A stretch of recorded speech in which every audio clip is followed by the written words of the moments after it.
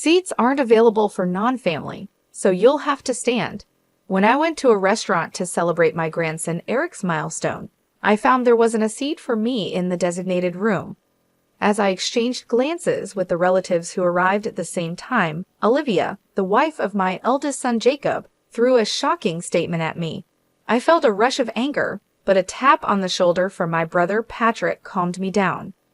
I said, "I guess we should head home then," and to my surprise, everyone immediately responded with yes to my question. We made a U-turn on the spot. Despite hearing shouts and the loud noise of breaking dishes behind us, I ignored them and headed home, where I immediately took a certain action. My name is Kelly. I'm a 51-year-old office worker for a company that runs multiple restaurants. Although I'm officially listed as a store advisor, I mostly work from home. This is partly because I was born with a handicap in one leg. I don't use a wheelchair, but I can't walk without a cane, making me hesitant to go to crowded downtown areas or use public transportation. Embarrassingly, I don't visit the restaurants my company operates very often. Of course, I know this isn't good, but since losing my husband Jack suddenly to illness 3 years ago, my life has felt empty. Now I live alone in a smaller condo arranged for me by my brother Patrick. I gave the condo where I lived with Jack to my married son and his wife about 2 years ago. Some people ask if I'm lonely, but when weighing the freedom of being alone against the loneliness, the appeal of living freely wins out. Part of this is because my relationship with my son's wife, Olivia, is terrible. Olivia is 10 years younger than my son Jacob, currently 25. She is stylish, beautiful, and was popular as a college student model while attending a prestigious university. I've heard she appeared on TV several times. She was expected to become a news reporter with the title of Miss University, but she got pregnant with Jacob's child during the summer of her junior year, and they had a shotgun wedding.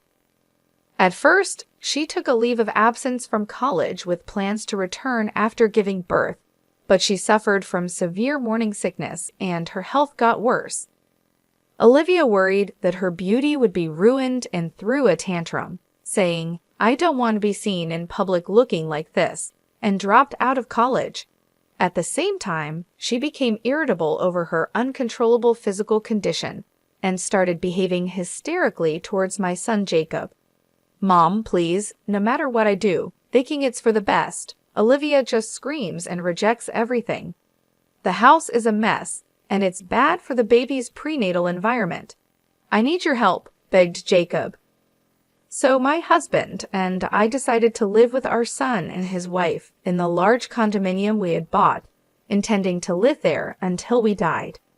However, living together turned out to be challenging as Olivia treated me like a servant with her haughty attitude. "Don't dawdle, bring me my smoothie and crackers to bed quickly. Haven't I told you numerous times how sick I feel if I wake up with an empty stomach because of my morning sickness?" she would yell. And when she wasn't yelling about that, she'd scream, "Why are you washing my clothes with your old hag's clothes? No matter how expensive the fabric softener is, it won't keep the old hag smell from transferring to my clothes." Seeing enough, Jack would scold her firmly. Is it common sense in this house to harass a pregnant woman? But she would just snap back. Even when Jack suggested that Jacob talk to her, Jacob would say, "It's impossible." Nothing makes sense to Olivia right now. "I wish you could just deal with it, Mom," laughing it off. As infuriating as it was, the fact that Olivia was pregnant made it so we had no choice but to endure her behavior. Had Jack been his usual self, perhaps he could have taken a firmer stand against Olivia and Jacob. But looking back, Jack's body was probably already being slowly ravaged by disease at that time. Olivia had cluttered Jack's study and living room, which should have been his places of relaxation after hard work, with her beauty devices, leaving no space to rest. Even trying to soak in the large bathtub we had ordered to relieve his fatigue was impossible. "Taking a bath with that old bugger gives me the chills. Just use the shower stall instead," she would say. I faced such verbal abuse, yet Jack would say, arguing with those two just tires me out more, deciding it was best to endure it himself. Seeing Jack's attitude, Olivia and Jacob, instead of reflecting, escalated their tyrannical behavior even further. As I busily managed the household chores, dragging my ailing leg around, they paid no mind. I never want to end up like that disgraceful old hag, no matter how old I get, she said, insulting me to the visiting beautician while pointing at me. The beautician was at a loss for words at the sheer nastiness of their comments, but Olivia didn't care. We really wanted to hire a younger servant, but you know how hard it is to find someone reliable these days, right? So we settled, she declared. Even as these words were spoken, I continued my chores in silence, my leg aching and my heart full of anger towards Olivia and Jacob. As these days went on, Olivia's due date arrived, and she gave birth to a healthy baby boy. Holding his first grandson, named Eric, Jack teared up a bit when the tiny hand tightly grasped his finger. Seeing this, I nearly cried myself. The innocent smile of the baby made me want to wash away all resentments and negative feelings. But that thought was short-lived when suddenly I received news that Jack had collapsed at work. Panicked, I rushed to the hospital while trying to contact Jacob on his mobile phone, but it remained unread with no return call. Reluctantly, I asked the company to contact him on his work-issued mobile phone, but that too was in vain with no response. Hoping at least to let Jack see his grandson Eric, I contacted Olivia's mobile phone. I asked her to bring Eric to the hospital. I'm in the middle of a hair treatment at the salon, so it's impossible, she laughed and refused. Then I'll come to the salon to pick up Eric myself. Do you really think I'd entrust a baby to an old hag who can barely walk with a cane? With that, she hung up the phone. Still, I didn't give up and kept calling Olivia and Jacob's mobile phones. But in the midst of this, the operating room light went off. Then the doctor came out and informed me that Jack had just passed away. My memories of the time that followed are a complete blank.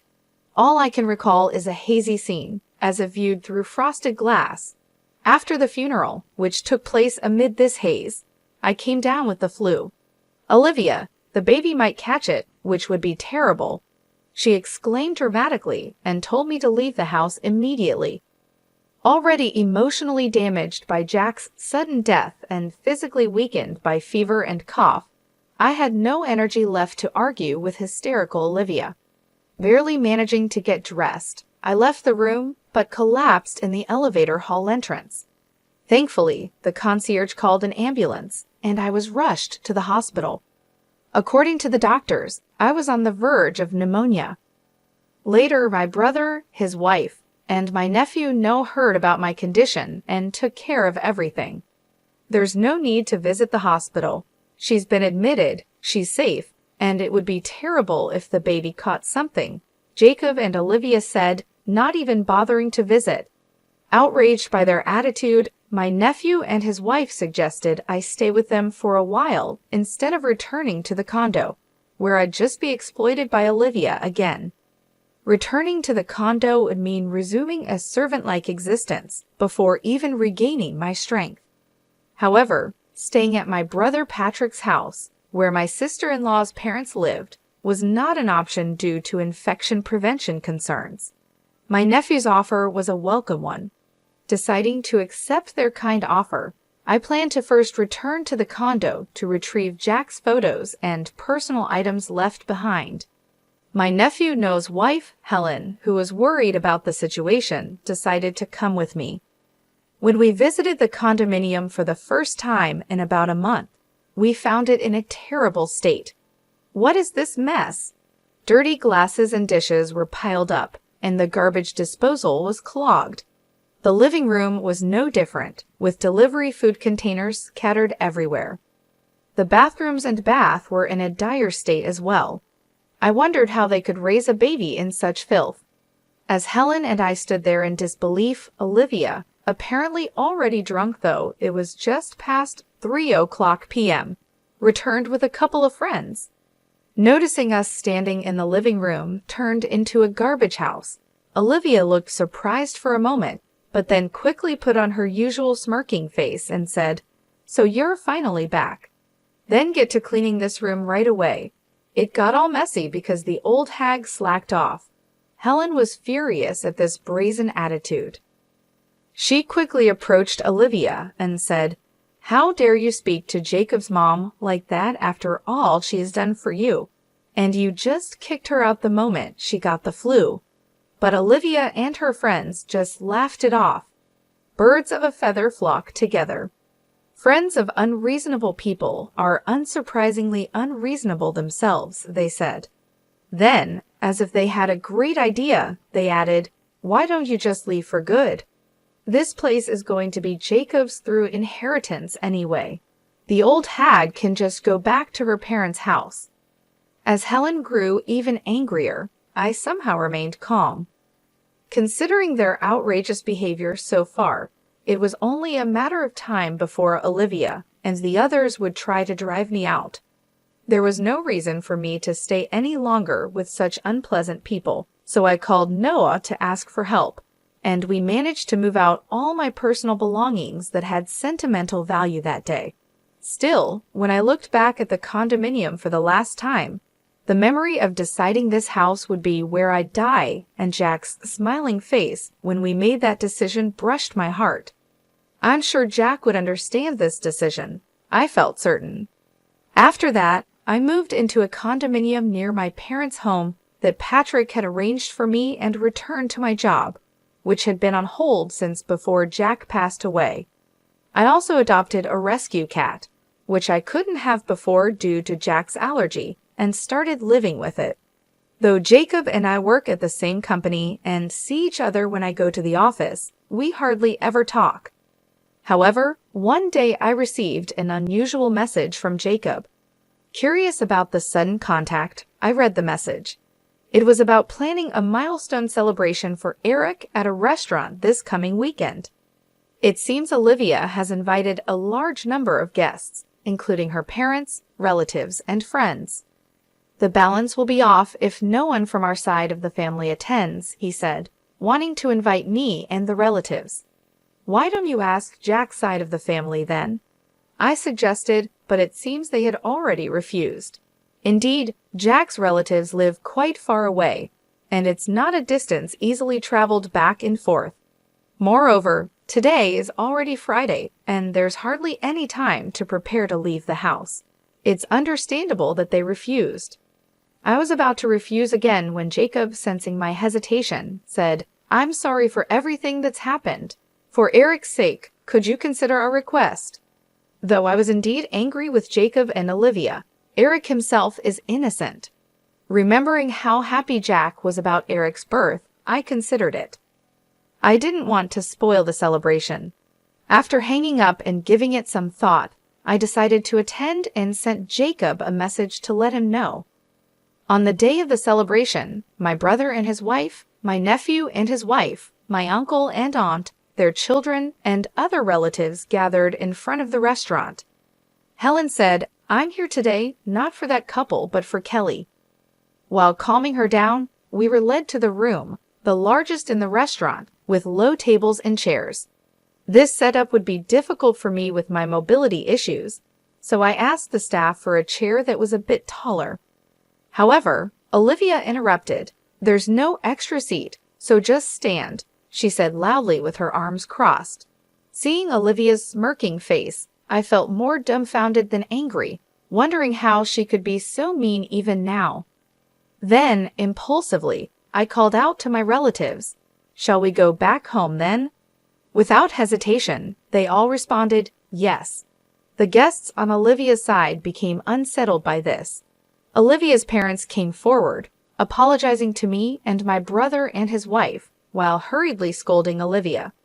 But Olivia, scolded in front of her relatives and acquaintances, became angry and started throwing anything she could get her hands on, like vases, framed pictures, and dishes. Screams, shouts, and the sound of things breaking filled the room, but we left without paying any further attention. Once the relatives and I had left the restaurant, Patrick and I decided to hold a strategy meeting in preparation for what was to come. The company where I, the late Jack, and Jacob worked was originally built by my grandfather. It's a family-owned business where our relatives own more than half of all shares, with my real brother Patrick currently serving as the CEO. Jack was Patrick's close friend since college and joined the company at Patrick's request after graduating. He married a woman who was a clerk there and had a son, Jacob. But after a long illness, his wife passed away when Jacob was in the 8th grade. Patrick, seeing Jack juggling work and home life alone, suggested I marry him, probably concerned about my future due to my disability and lack of social connections. Initially hesitant, I was swayed by Jack's words. "I'm a single father with a child, but I intend to take good care of you. Would you become part of our family?" Jacob, who became my stepson, neither showed hostility nor warmth towards me, his new stepmother. Believing it was unreasonable to expect more from Jacob so soon after losing his mom, I resolved to do my best as a stepmother when Jacob was about to graduate from college. "I want to work at the same company as Dad and Mom," Jacob said, which moved me to tears. However, this peaceful period ended when Jacob had a shotgun wedding with Olivia. After living with Olivia for a while, I couldn't ignore her domineering behavior and decided to have Jacob firmly speak to his wife. I waited for Jacob in the company's underground parking lot, but instead of seeing him alone, I saw Jacob with his arm around a married colleague, unaware I was standing just a pillar away. They were getting intimately close. The shock was enough, but then Jacob told the woman, "What if someone sees us here? We'd both get fired." She confidently replied, "I won't make such a mistake, and even if my affair gets exposed, the company can't fire me. After all, I'm the president's step-nephew." Unaware of my shocked state, Jacob continued, "My real mom was just a country girl, but my stepmother, even if just in name, is the company's executive vice president and the granddaughter of the founder. So she owns a significant share of the stocks and assets. When she passes, all of that will be mine." Then he drove off with the woman. Overwhelmed by what I had just heard, I returned home, unable to tell Jack. Replaying Jacob's words in my head, I gradually understood why Olivia always spoke so disdainfully of me and why Jacob never reprimanded her. It was as if peeling back layers to reveal the truth. Olivia likely received a similar explanation from the beginning of their marriage. I'm just a stepmother after all, and they believe I'm merely a tool they can treat however they please until they inherit the estate. Both Jacob and the grandchild yet to be born feel they are entitled to everything. But there's a truth neither Olivia nor Jacob understands. In reality, Jacob and I haven't gone through an adoption process. Legally, Jacob is nothing more than Jack's stepchild with no right to inherit my estate. Needless to say, for Patrick, being the CEO, Jacob is nothing more than a step-nephew, if even that. Recovering from the shock, I immediately consulted with Patrick, Noah, and Helen.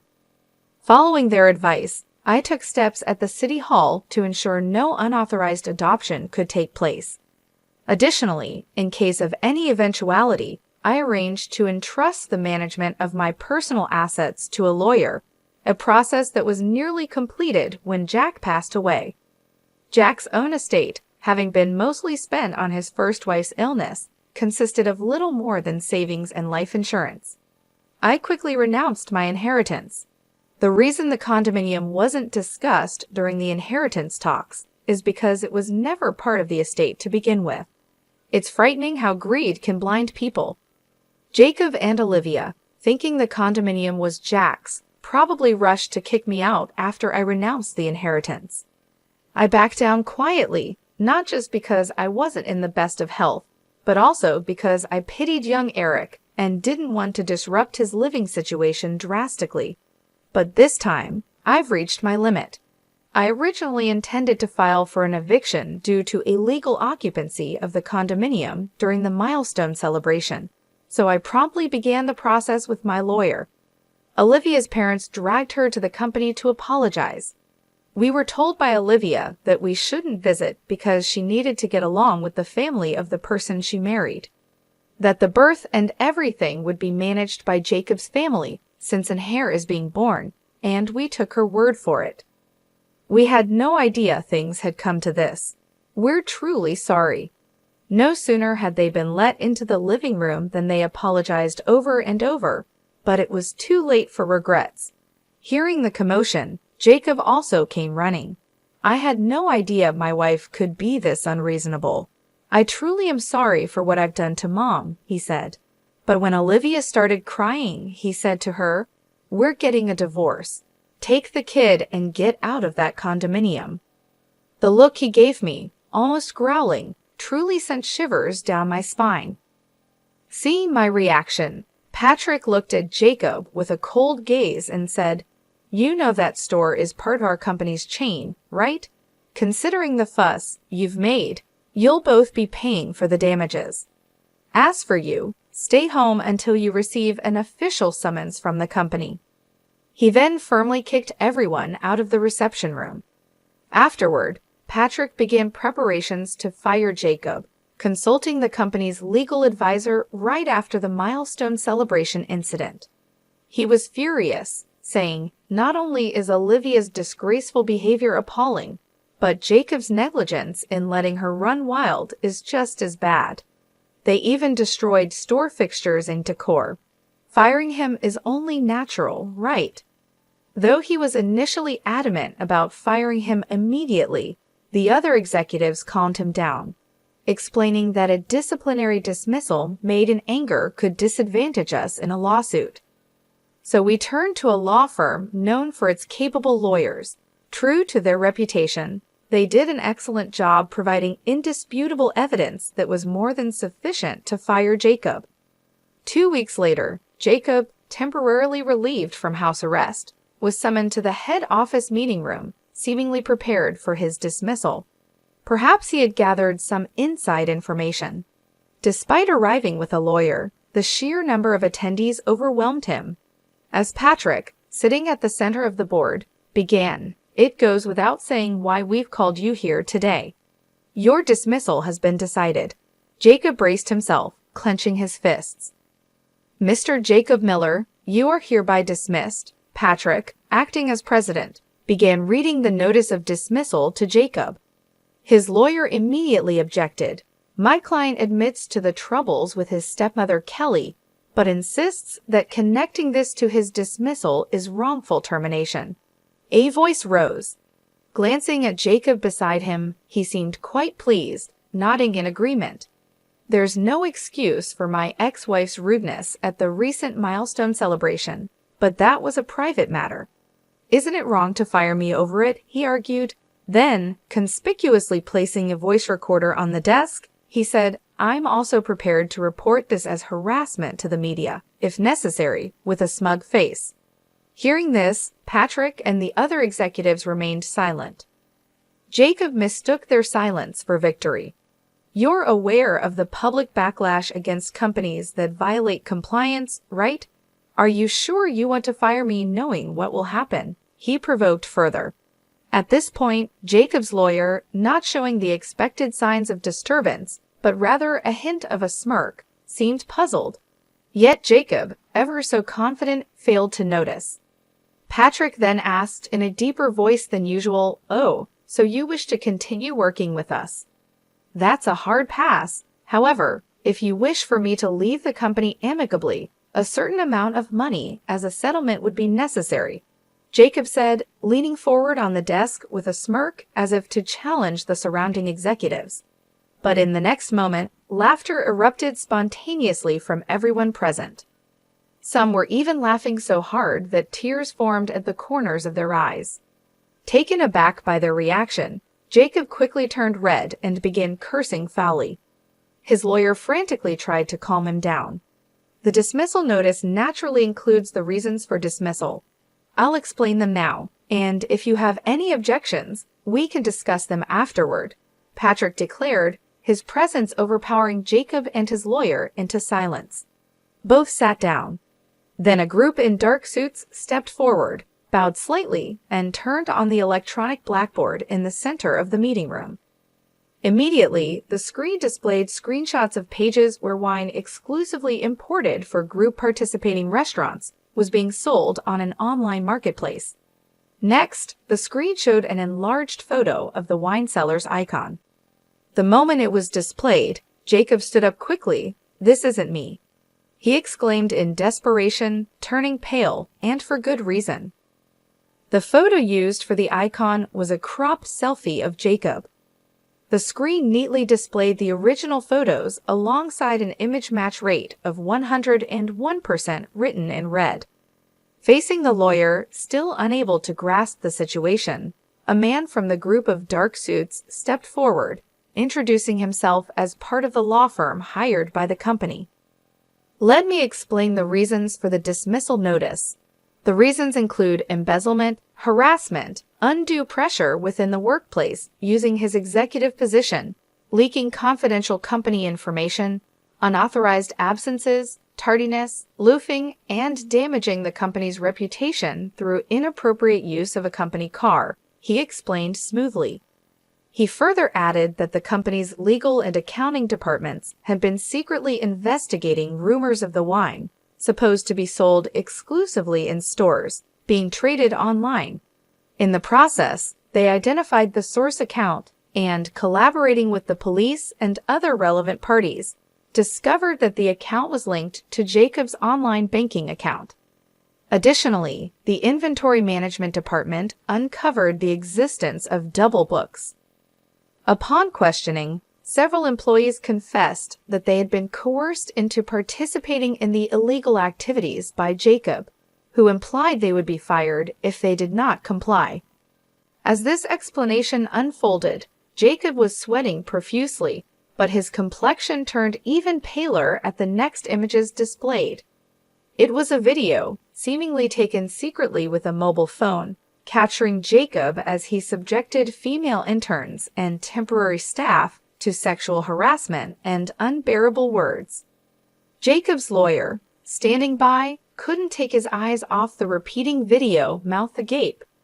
Next shown were images of customer information meant for our company being sold to a rival company, and a USB drive containing original recipes alongside an envelope bearing the name of the rival company's legal counsel. Seeing this, Jacob's face turned from pale to ashen, and his hands trembled on the desk. Our lawyer continued without hesitation, explaining why the USB was transferred from the rival company. Actually, suspicions about the source of this confidential information had arisen even before it was utilized. Upon rechecking the acquisition method, it was found that an employee of the rival company had obtained it from Mr. Jacob Miller in exchange for a significant amount of cash, he explained. The rival company quickly dealt with the involved employee and returned the data to us, along with documents clarifying the factual situation. Jacob's lawyer, taken aback by the continuous revelation of Jacob's misdeeds, listened in stunned silence. However, our lawyer concluded with, "While it might seem superfluous to mention now, all these illegal activities have already led to the filing of criminal complaints. Perhaps instead of discussing settlement money, you should be preparing for a criminal defense," he said with a chilling laugh. Jacob's lawyer turned red-faced. "I've heard nothing of this from my client. I cannot represent him under these circumstances. I resign," he exclaimed, glaring at Jacob before storming out of the room. Left alone, Jacob's initial bravado disappeared, and he slumped in his chair. Before he knew it, the women he had harassed in the video lined up in front of him. "We will be filing for damages as well," they firmly declared. Adding insult to injury, our lawyer continued, "Moreover, it has been confirmed through social media posts that you've been unfaithful with multiple women using company resources, even during work hours, and engaged in inappropriate actions in public. The company will, of course, include these actions in its claims for damages. So please be prepared for that," he stated, speaking pleasantly but with no smile in his eyes. Jacob finally collapsed from his chair, sitting on the floor in defeat. As Patrick and the lawyer had declared, Jacob was swiftly dismissed for misconduct. In the investigation that followed, Jacob, who was interrogated for embezzlement, tried to negotiate a settlement to avoid a prison sentence. However, finding a willing lawyer proved difficult, and he struggled to even pay the retainer fees. Eventually, he managed to cover the lawyer fees and compensation payments using the inheritance from his father, avoiding jail time for embezzlement. Yet, unable to prepare for the compensation claims for leaking confidential information, the emotional damages claimed by the women, and the defamation lawsuits, Jacob found himself buried in debt. Olivia, understandably furious at being quickly discarded by Jacob for his own protection, filed for asset division, damages, and child support. In a defiant stance, Jacob demanded, "Then let's have a DNA test for the child," prioritizing the investigation of paternity over financial concerns. Confidently agreeing, Olivia was shocked when the results showed the child wasn't Jacob's biological offspring. Investigations by a detective hired by Jacob revealed Olivia had multiple partners at the time of their shotgun marriage, one of whom was the biological father, disproving any parental relationship between Jacob and the child. However, legally, Eric was still considered Jacob's child. Knowing he couldn't escape from the obligation of child support, Jacob initiated mediation to confirm the absence of a parental relationship. While a lengthy resolution was expected, the public exposure of Olivia's turbulent private life in court was something her parents wanted to avoid at all costs, leading to an explosive reaction. "Stop bringing shame upon us. Enough with your antics," they demanded, forcing Olivia to withdraw all claims for asset division, damages, and child support. Then Olivia, for reasons known only to her, demanded of Zachary, "You're the father of this child, so you should acknowledge paternity and pay child support." The biological father of her child, Zachary, who was married, refused to acknowledge his responsibility. Zachary was afraid his wife would find out, so he offered to pay some child support. But Olivia was not satisfied. She took the child and confronted Zachary at his home while he was away. "Don't you think it's terrible that your child and mine, sharing the same father, aren't acknowledged and don't receive proper child support?" she boldly stated. Zachary's wife, caught off guard by this revelation and already dissatisfied with her husband, promptly divorced him. She transferred all desirable assets, including a new house, savings, and stocks, into her name before kicking Zachary out with nothing. Initially, Olivia smirked at Zachary's divorce, thinking she could be the next wife. But upon learning he had lost all his assets and was ousted from his father-in-law's company, becoming unemployed, she quickly withdrew. Despite the cause being his own infidelity, Zachary felt his happiness had been destroyed and blamed Olivia. "All of this is her fault," he said. Ever since then, he has been relentlessly pursuing Olivia wherever she hides. Terrified by his obsession, Olivia's parents, to avoid collateral damage, took in only their grandson Eric and disowned Olivia, kicking her out of their home.